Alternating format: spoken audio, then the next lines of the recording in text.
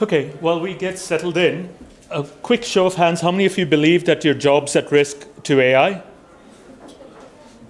Okay. And how many of you believe that, like Terminator 2, the end is here and Judgment Day will be coming soon? Good, pretty smart audience then. Yeah, so my talk today actually is not going to focus on any of those wild scenarios. There'll be no Terminators coming through the room or anything, unfortunately. I'm going to talk about two main points. One, the challenges that AI presents to app monetization and for app developers. And the second part will be about the opportunities that AI creates for app programming and marketing and so on. Before I get started, just want to give a quick introduction. My name is Farhad Divecha. I'm one of the founders of an agency called AccuraCast. We are based in London with offices in Madrid as well. And we've been going for about 15 years. Through that time, we've built the business on four main tenets, which are innovation, data intelligence, flexibility, and global scale. And what that means is that our services, they focus on three main tenets. There's search engine optimization, advertising, social media, and then all of this is done globally in multiple languages. So a client will typically come to us asking to grow in certain regions. They've done well in one region, want to grow in different regions, or they have a new service offering which they want to launch in multiple regions. And we do that at scale. Now, for those of you who've been in mobile marketing for over 10 years, you might remember back in the day when Peggy Ann Salz and I used to be on the stage talking about mobile and mobile marketing. And this was in the very early days when people were just kind of waking up to it. At AccuraCast, we were one of the first agencies to talk about the benefits of mobile marketing and get our clients to start actually looking at mobile as a serious opportunity beyond SMS and irritating messages to people. We started looking at mobile internet marketing and growing it slowly and gradually. And what's interesting is today, standing on stage, the world has completely changed. We no longer have to talk about mobile marketing as one of our three services. It used to be four. So mobile marketing is no longer part of it. Everything we do is now mobile first. So well done to us as an industry, really, for getting out there so fast. The clients that we work with are typically pretty large brands. I'm sure you recognize most of these blue chip brands. And the first half of the talk that I'm giving is very much from the point of view of an ad buyer who's buying ad inventory on behalf of one of these brands. So I'm talking to you guys as an outsider who looks at you as a source of inventory, who looks at mobile apps and mobile websites and services as a source of inventory. And this presents its own challenges and opportunities. So to get going, what we did was we studied click behavior, especially on mobile. We looked at 12 months of data leading up to August 2019, and we researched about 10 million clicks across 100 ad accounts.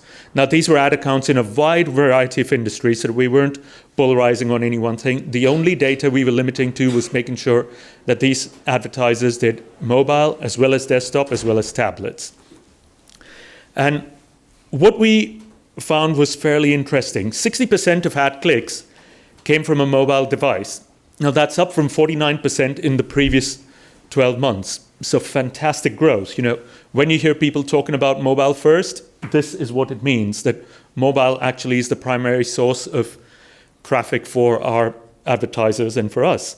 56% of impressions also came from mobile, which means, again, people are searching, using, and browsing on mobile, and they're clicking also equivalently from mobile. However, when we look at actual conversion items, only 49% came from a mobile device. Now, that was up from 39% in the previous year. So it is reciprocal growth, But this is actually an issue, because what that means is that desktop, even though it has fewer clicks, actually converts 60% more than mobile devices do. And then when we look at the actual value of those conversions, when I'm talking about value, for B2C, I'm talking about an average order value or a basket value. And for B2B, I'm looking at the value of a lead and the propensity of that lead to convert and to buy something from you. When I look at that actual value of a sale from mobile versus desktop, desktop is 93% better. So you can imagine that is a problem for app monetization. And AI is going to make this problem even bigger. You see, as technology evolves and advertising platforms become smarter and accumulate more data, they allow advertisers to bid more intelligently. So as an advertiser, I can now bid for a cost per acquisition, or I can create my campaigns to bid on a return on ad spend.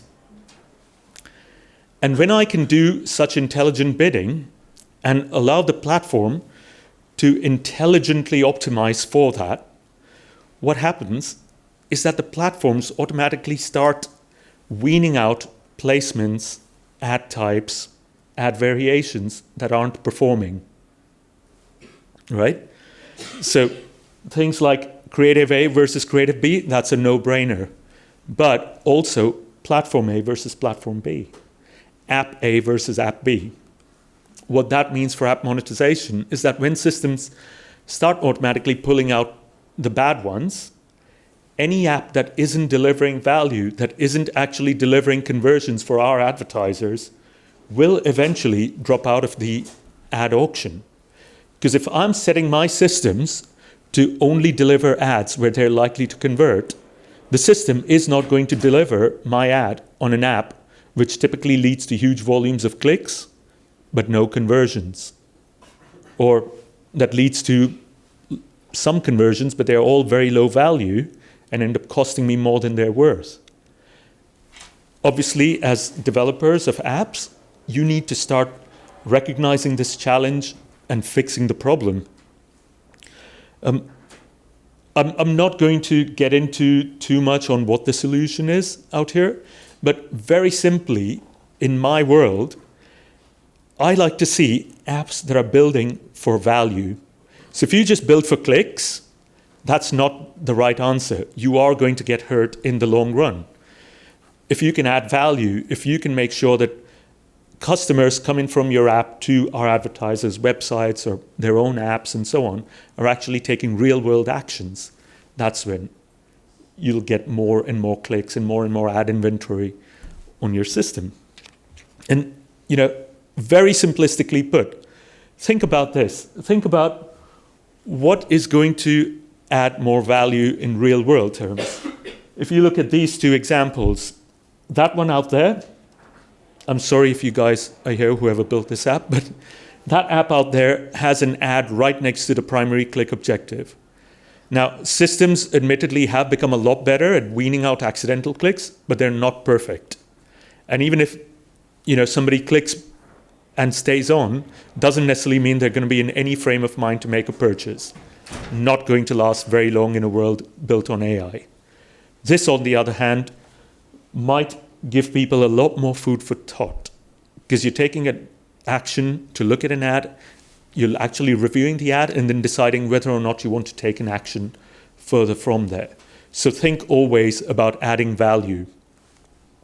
And then once you start building value, AI can actually turn those challenges that you face into great opportunities. Because the same hurdles that you face when monetizing, you can also turn around and make your own marketing campaigns a lot better. So now what you can do is start using an AI to identify, let's say, keywords that perform really well for your business, keywords that are actually searched by people who are likely to take an action, or placements from which people will click through and stick around on your website. You can look at target audiences that actually stay on and continue using the app, as against target audiences who are idle browsers might install it and then uninstall it the very next day. And AI can actually allow you to optimize for all of those situations and a whole lot more. I have this really good example. We work with a financial services brand. And if any of you have worked in the finance industry or financial services, you know that costs per click are mad. They're really expensive, and converting people is quite a challenge as well because there's a lot of competition out there. Now, this particular client, they had 53 countries they were targeting with 1,700 keyword combinations for each service group that they offered. So all told, just loads and loads of keywords and combinations and ads and all of that that we needed to optimize for. The client came to us and wanted to reduce their cost per lead and, conversely, the cost per sale as well, or consequently, sorry, not conversely. This is what we did for them. We looked at the main variables that we had found through our data that actually affected conversion. So we looked at ad copy, keywords or placements, location, the actual device that people were clicking on, and the time of day. And then we used an AI to munch all of that data and identify the perfect combination of these 5 factors that was most likely to lead to a sale. Now, think about the amount of data I talked about earlier, 1,700 keywords, 53 different countries, and multiple service groups. When you multiply all of this and try to do it manually, that's pretty much an impossible task to do. But with an AI, we could literally create new campaigns that target the ideal combinations of these 5 factors in a matter of minutes. So in about 5 to 10 minutes, we could create 20 new campaigns which are purely focused on those 5 best scenarios or 10 best scenarios of these combinations. Things like a woman who's at 5 p.m. looking for keywords about pension savings in Greater London, or a man in his 60s who's looking at pension savings in Manchester on a mobile device. All of those combinations of these factors, we identified the best of them, created new campaigns, and those new campaigns were set to make sure that we had 100% impression share for those people. Putting it very simply, what that meant is the AI allowed us to identify who our absolute best prospects are, the ones who are most likely to convert into valuable customers, and make sure that no matter what the situation, we were always hitting those people 100% of the time. Now, in this reality, everybody knows that budgets are limited. So you understand why it's so important that you don't waste your budget on the crappy leads and focus your budget on the people who are most likely to convert. And the AI allowed us to do that.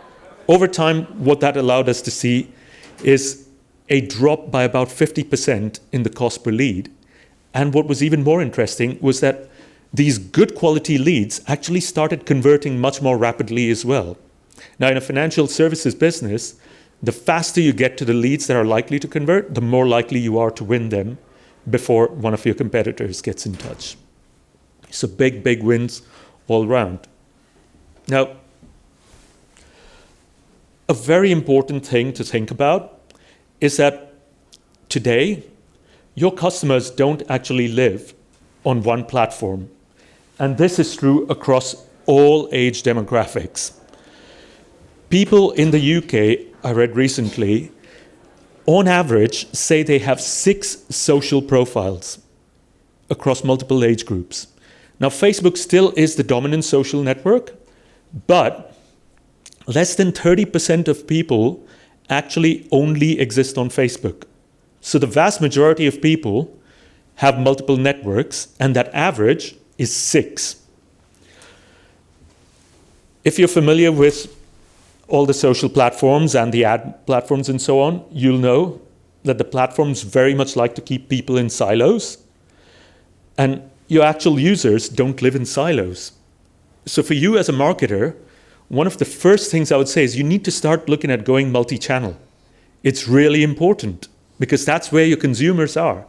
That's where all your users are sitting. They're not sitting on one place. They're going one place to another to another. And instead of focusing on just one network which you think is doing well, focus on building experiences.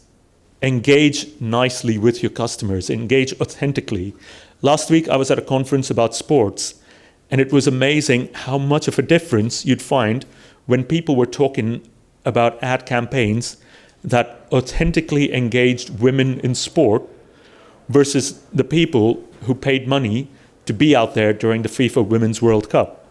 And the results spoke for themselves. Those who actually took the time to go out there, engage audiences, build communities of women in sport, worked out so much better than those who just plastered their names across the stadium floors. And that, well, that's FIFA and sport. It is true across the world, in all industries, not just the mobile world. And the last thing, and in many ways the most important, is differentiating yourselves. Making sure that in a crowded marketplace, you're not just another app that does the same old thing. Now, talking about multi-channel, I have this really fun example of the work we do for UFC, Ultimate Fighting Championship. Now, we do Facebook, YouTube, Twitter, search, display. And on every platform that we use for marketing UFC events and their pay-per-view and all their services, we let the platforms' inherent algorithms for AI and machine learning do their own job. Because Twitter has a great algorithm to optimize Twitter ad delivery. Facebook does the same. Google does the same. But where it comes to cross-platform, we actually built our own systems in order to allow us to integrate across platforms and make sure that this system can pick what's working best at any given point in time and deliver more ads on there. We've called this platform Unite. If you want to find out more about it, it's currently in closed beta, so you won't actually get access to it, but you can see the website, and if you'd like to find out more, come and talk to me after this event. Be happy to talk. The last thing that I want to say before closing out is really important. AI is quite a buzzword. Everybody's in this room because you've heard about AI and the miracles it can create, and you know it's important. PwC did some research. Disclosure, they're one of our clients, but I'm not promoting them. I'm just relaying their research. 72% of business leaders termed AI as a business advantage and said they believed that AI was going to be fundamental to changing the future. Interestingly, Adobe did a different piece of research in which they found that the vast majority of digitally mature organizations don't actually have an AI strategy. So a lot of people believe AI is important, but they have no freaking clue how they're actually going to use it. And if every one of you had to take away one piece of advice from this session right now, I would say build a strategy. Know what you want AI to do for you before you go out there and start investing in it just because it's the latest buzzword. Once you've defined your strategy, there are a lot of tools out there which you can already use, many of them for free, to implement AI and make your solutions, your marketing campaigns, etc., a lot smarter. So when you look at things like email automation, you can look at Acton, Pardo, Marketo. A lot of them use really smart AI-based tools to deliver emails at the time that the person is most likely to actually open it and read it. So you no longer, you remember you used to read about Thursday at 5 p.m. or 3 p.m. is the best time? No longer the case. The best time that you want to send your emails is the time when that person, that individual, is most likely to open it. And an AI allows that to happen for you. Bid strategies, like I said, Google, Facebook, etc., are really good at managing that. Use their own systems. Don't second guess them. They've put millions and millions of pounds and lots of people into that. In terms of content, LinkedIn has a brilliant tool called suggested content. It looks at your industry, it looks at what's trending, and actually suggests things that you can post to your page to keep your page lively and keep you part of the discussion. Again, an AI-based thing, free to use, just go out there and start using it. Facebook and Google have also started new ad formats called dynamic ads, where you can create multiple versions. You can just give them a whole bunch of images and a whole bunch of text, and they will mix and match it and see which version gives you the best ROI. Again, use those, they're free, excellent. Messenger bots, again, fantastic. I read this or heard this really interesting stat from Facebook. Well, two interesting stats, one's completely unrelated, but apparently people scroll through 90 meters of content every single day. That means your thumbs are actually moving through the entire Statue of Liberty every single day.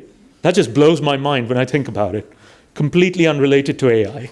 But the other stat, which was really interesting, was about the number of people that actually have conversations on Messenger bots. It's mind-blowing. There are more conversations now happening on Messenger and WhatsApp than any other medium in all of history. So, mind-blowing stat, and that represents so many opportunities for advertisers and so many innovative ways to actually go out there and be so much more engaged with your customers. And then last of all, of course, there's Unite, our own AI tool. Again, free to use, by all means, talk to me about it. So to end, I would say 3 questions that really I would like everyone in here to ask themselves before looking at a future where AI leads marketing. 1, is my mobile offering actually geared to deliver value? This is very important for monetization. Question 2 is, what are the actual questions that you want an AI to answer for your business? Is it, where does my audience live? Or is it, what is my real key audience actually searching for? What do they actually respond to? Understand those questions, and then you'll find solutions most likely already out there. You might not need to reinvent the wheel. And then the last thing you want to do is figure out how AI can actually help you build a better solution for those questions that you have. That's all I have to say. Thank you very much. Hopefully you find this useful.